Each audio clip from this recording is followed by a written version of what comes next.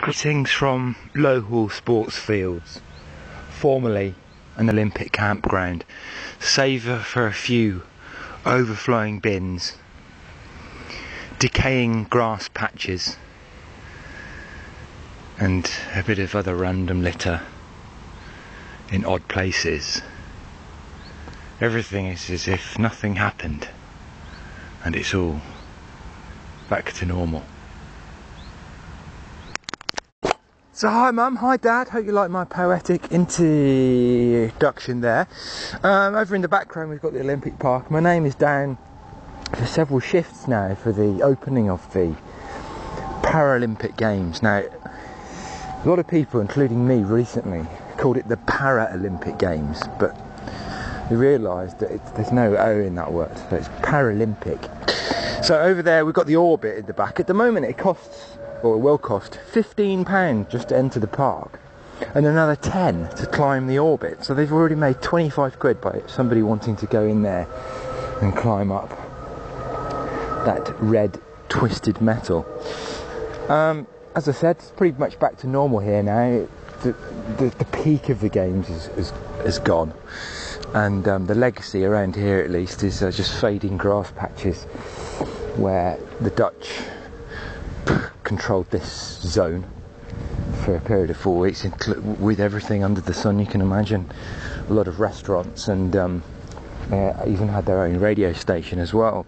But bizarrely, the locals didn't have any access to it. There was no local employment.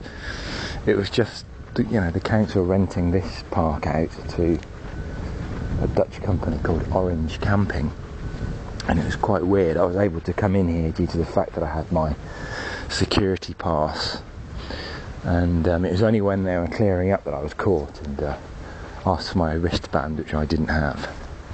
But it is weird here now, this part being obviously very close to the centre of London. You can hear helicopters buzzing, not quite overhead, but in the distance there above the park. They're probably training for new angles and stuff. And it's interesting to note that the local football ground, Leyton Orient, not only has put in a bid for to use the main Olympic stadium, which I doubt it'll get because it's quite a small club and it won't be able to afford it, but that club is also closed at the moment and it's patrolled by police, presumably as an emergency evacuation zone to hold a lot of people should something go wrong.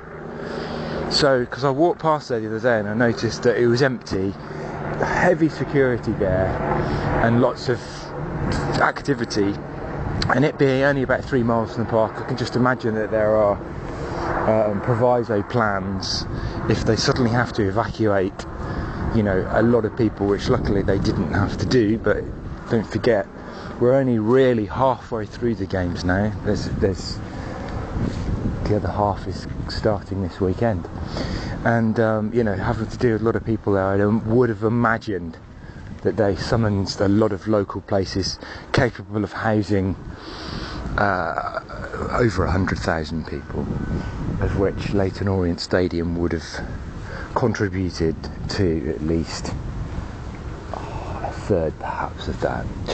So anyway,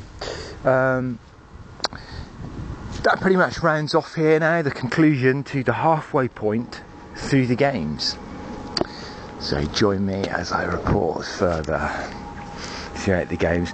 As you can imagine, the security inside is really tight. No photos, video, photography, anything with that is allowed, and I didn't even want to risk doing that. It's heavily patrolled by army people as well, and there's a military sense of security in there, so join us.